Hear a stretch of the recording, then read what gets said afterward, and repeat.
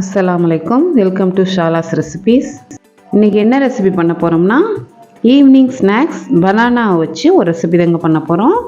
Banana balls எப்படி செய்யலான்னு பார்க்கலாம் வாங்க. 2 வாழைப்பழம் எடுத்துக்கோங்க. நல்லா பழமாக இருக்கணும். அதனுடைய தோலை நம்ம எடுத்துடலாம்.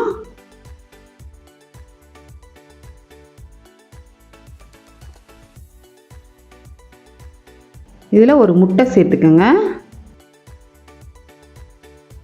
இப்போ ஒரு ஃபோர்க்கை வச்சு நம்ம ஸ்மாஷ் பண்ணிடலாம். அந்த முட்டையும் வாழைப்பழத்தையும் ரெண்டையும் மிக்ஸ் பண்ணணும்.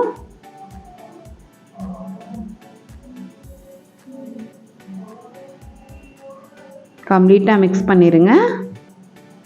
நீங்கள் மிக்சியில் கூட அடித்து ஊற்றிக்கலாம். சுகர் 1/3 கப் சேர்த்துக்கோங்க. சேர்த்து அதையும் நல்லா மிக்ஸ் பண்ணிக்கோங்க. அந்த சுகர் கரையிற வர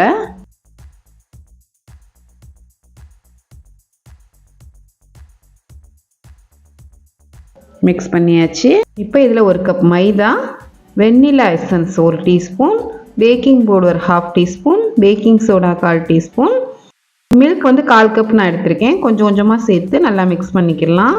நீங்கள் மைதா தேவையில்லைன்னு நினச்சிங்கன்னா கோதுமை கூட சேர்த்துக்கலாம், அதுவும் நல்லாயிருக்கும். இப்போ எக்ஸ்ட்ரா உள்ள பாலையும் சேர்த்து நல்லா மிக்ஸ் பண்ணிக்கிறேன்.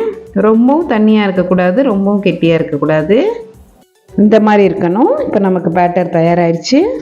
ஒரு குழிக்கரண்டி எடுத்து சூடாக உள்ள எண்ணெயில் நீங்கள் நனைச்சிக்கோங்க. இப்போ நம்ம ரெடி பண்ண பேட்டரை அதில் சேர்த்துடலாம்.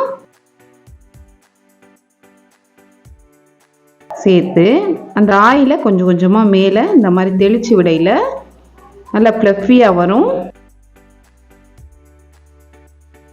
இப்போ எடுத்து திருப்பி விட்டுடலாம்.